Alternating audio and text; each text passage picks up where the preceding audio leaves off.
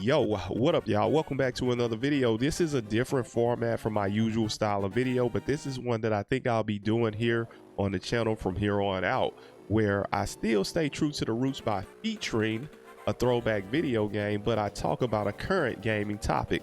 Today we're going to talk about the Switch 2 because that's the thing that everybody's talking about. Look, me personally, I'm stoked for this thing. I couldn't be more excited. It's been 8 years since the OG Switch.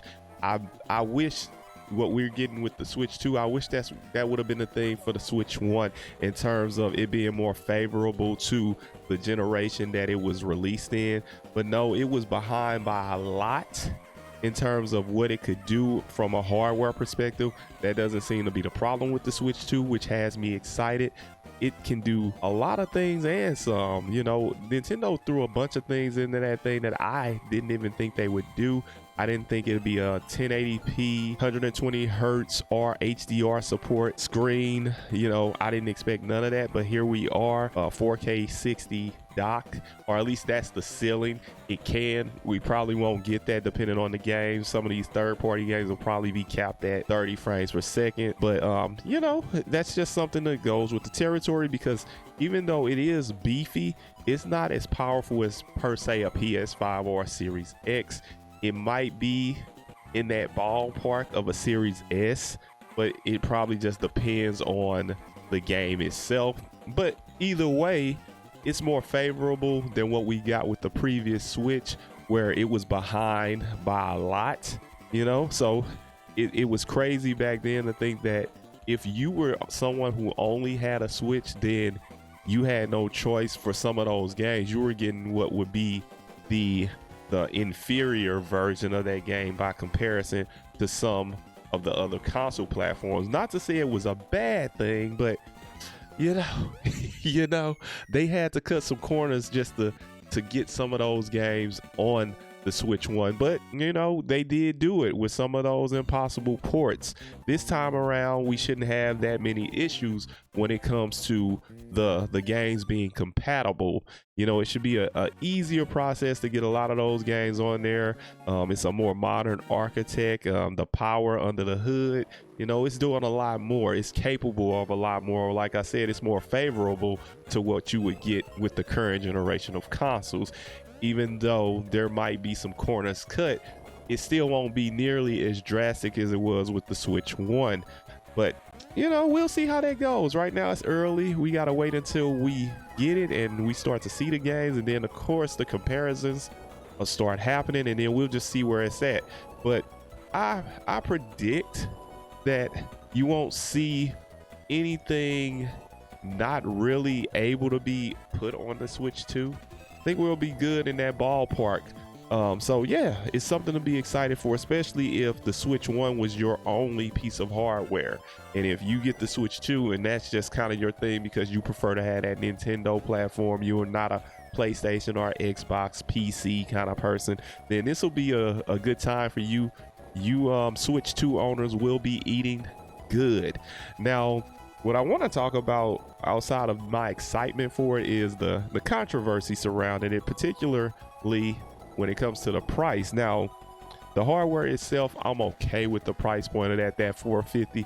I think that's the sweet spot. I think it is worth every penny of that. But you know, the software is where people are having the issues, particularly with Mario Kart World being marked up of the MSRP of $80. That's kind of steep.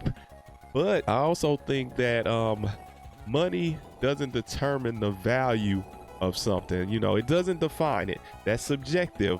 It depends on a person and how they see the value. Like for me myself, I think that even though the game may be $80, I will get more than $80 worth of value from that title because I'll be playing that thing to oblivion. So I'm okay with spending that money. I do want to get the bundle with the Switch because that's a $30 discount. But if I can't snag that version of the console that includes it, then I'll spend that $80 because I think it'll be worth every penny. Now everybody else probably won't, or not everybody else, but a lot of people won't, because they'll find that as a hard pill to swallow. But I'm gonna be honest with you, it was probably gonna happen anyway. I hate to say it, video game prices were going to be bound to go up. It just so happens Nintendo did it first. And you know, when you're the first to do something, you got to face the criticism, whether it's good or bad. And right now it's bad because a lot of people didn't see a price hike happening like that so soon.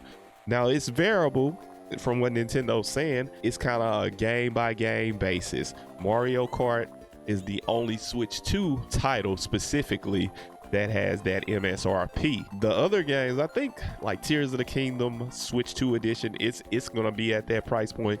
But I'm talking about games that are released just for the Switch 2, not those enhanced games, blah blah blah. Because I will tell you quickly, just go buy the Switch 1 version and then pay for the upgrade path.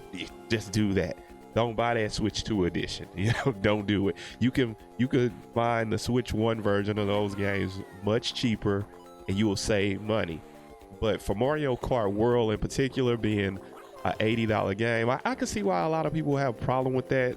But I do believe that that was going to happen within the industry anyway. Maybe not with the like Sony and Microsoft's current systems, but I do think their next consoles were going to push the price tag for more money, because that's just the way the industry's going. You know, back in the day we had that luxury where games stayed at that 59, well, that was it 49, I believe. It might have been 59.99 for a long, yeah, 59.99 for a long time. And then we finally got the price hike here a few years back, more like 5 years back now. It's been like that $70 price tag for a while, and now Nintendo's pushing that thing further. But like I said, this will be kind of like a game by game basis. Not every Switch 2 title that Nintendo releases, or third party for that matter, will be marked at $80. It's just depending on, I guess, what they think in terms of the content you're getting. They're kind of factoring that in as what they'll charge you for it, I guess. But like I said, that'll be determined by the individual. Only you know the value of something and what you're willing to spend for, you know, because if it's something you truly want, you will buy it. That's just what it is. And a lot of people will be like, well, that's okay with me because I know I'm gonna get my money's worth. So it just is what it is, and it's just solely dependent on the person. So no matter what that price tag is, it doesn't determine the value. It's been a plenty of like PlayStation 5, Xbox games where, you know, I wasn't an early adopter of those games when they dropped, when they were $70. I waited because sales happen. Nintendo sales don't happen quite as frequently as everyone else, but sales happen. You can get games at a discount if you wait. Give it time, the price will go down, and then snag it for cheap, you know?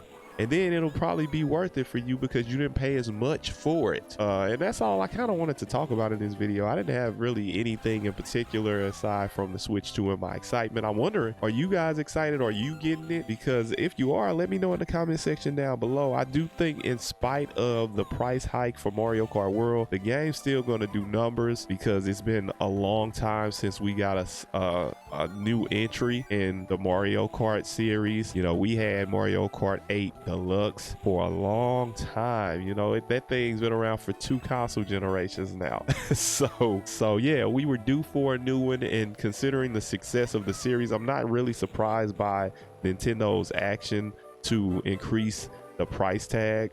You know, it just kind of comes with the territory. I don't think they'll make another Mario Kart game though for the lifespan of the Switch 2. I think this will be the only one you see, and if they go the route of just doing one per console generation, that's cool, you know, and they decide, hey, $80 for this, but guess what, it's the only one that's going to release over the lifespan of this console. So I think that's okay. You know, I think that's okay. But what do you guys think? Let me know. Are you stoked for the Switch 2? If you are, tell me down in the comment section. You know, and if you enjoyed this content, you know what to do. I don't even got to tell you. I ain't gonna even tell you. You know what to do. But I'll catch y'all later.